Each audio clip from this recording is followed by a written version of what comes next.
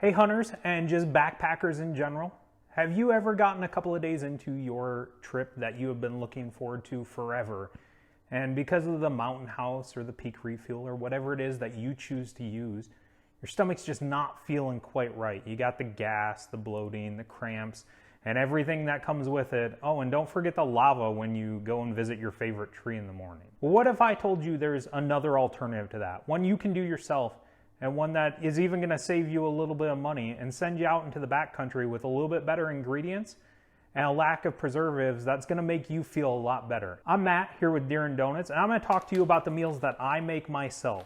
Now, my wife likes to label these. This is pasta la vista, baby, but this is just basic spaghetti. And I make it myself here in my wife's kitchen. I won't claim it as my own. The only thing in here that's mine is that lovely T-Rex lamp. But I make these myself. I'm gonna walk you through how I do it and why I think it might be a better option for you. So today I'm gonna walk you through how I make my favorite meal that I make, and that's a burrito bowl. All right, and the great thing about this is that you can kind of tailor this to your needs and your wants. Now, I just went to Walmart, had to pick some other stuff up from there, and picked up all the ingredients I need. It's super simple. I just do a little bit of ground beef, a little bit of rice, some corn, some black beans, some taco seasoning, and some salsa. That's it. No, nothing more, nothing less. The great thing about it is, like I said, if you like a little bit more meat and not so much rice, you can kind of tailor that as you're putting your bags together. So I'll kind of show you. You got to cook two things. It's the obviously ground beef and the rice. It sounds stupid, but you're going to have to cook your rice before you dehydrate it. So I'm going to just show you those real quick, the magic of editing, run you through that.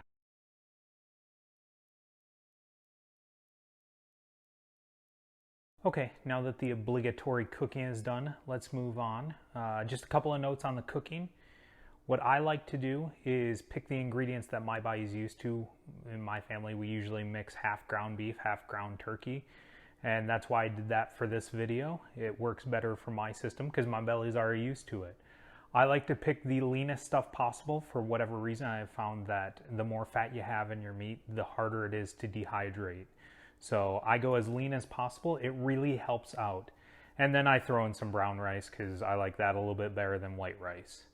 So moving on to the dehydration process. Picked up a Nesco dehydrator off of Amazon. Wasn't super expensive, works great. Has these little trays that you throw your food on. If you look, you can get these little parchment paper discs. You just throw your food on that, throw it in, and start dehydrating. So I cook my stuff separately and I dehydrate it separately. I think it does a better job of dehydrating. So my general rule of thumb is if it needs to be cooked before you eat it, cook it before dehydrating it. So like your ground beef and your rice both need to be cooked prior to eating, so I cook them before I dehydrate it. The corn, the salsa, and the black beans obviously don't have to be cooked if you don't want to. So I don't do that prior to throwing it on the dehydrator. They just go in straight out of the can. Now I'll touch on the salsa real quick. You can get a little tray for salsa. I've done it. You just buy the cans, jars, throw it on there, dehydrates. Works somewhat well, doesn't work great. You kind of have to peel it off, comes out a little flaky. What I've gone to is you can buy little paste salsa cups, and I just start carrying that in my meals. I'll jump to this. We're gonna fill this bad boy up with the magic of editing, and I will see you guys tomorrow.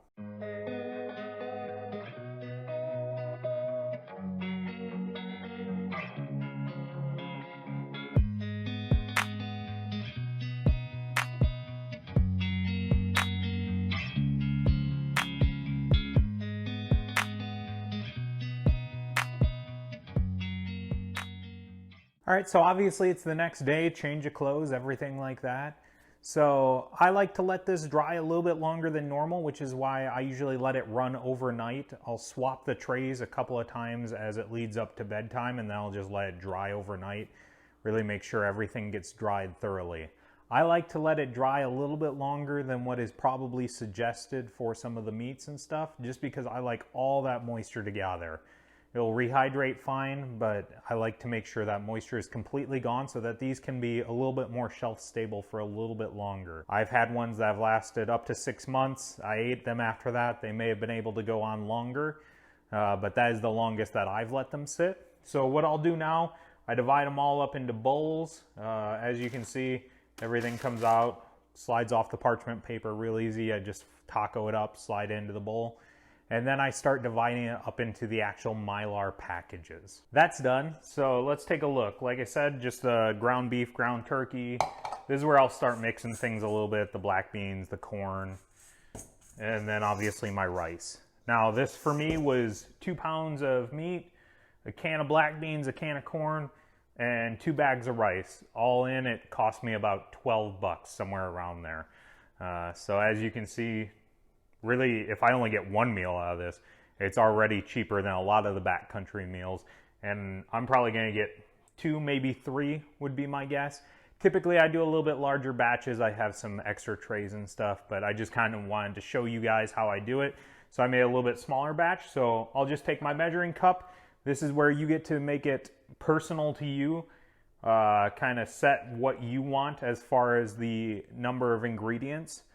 I like to do about a cup of meat, cup of rice, and then a half cup of beans and corn. It's kind of up to you what your ratios on that are. That's the wonderful thing about this. I don't recommend that you go above that, about 2.5 cups though. It gets a little bit hard on the rehydration. Like I said, we're gonna divide it up and now I'll have this. So it comes out right like this. Nice little Mylar bag you can buy off of Amazon. This one's already preheated because I don't want to make you guys wait. I find it takes about 10 ounces and it does take a little bit longer to reheat than like Peak Refuel or Mountain House or something like that. It takes about 20 minutes for me to get this reheated. But I got 3 meals out of this. 3 meals for 12 bucks. You really can't beat. And it comes out looking pretty tasty, just like a burrito.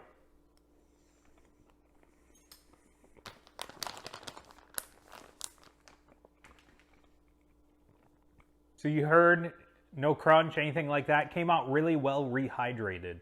That kind of wraps up everything I have on this burrito bowl real briefly. If you guys like this, jump into the comments. Tell me if you want to see any of my other recipes or if you just want a little bit deeper dive into this.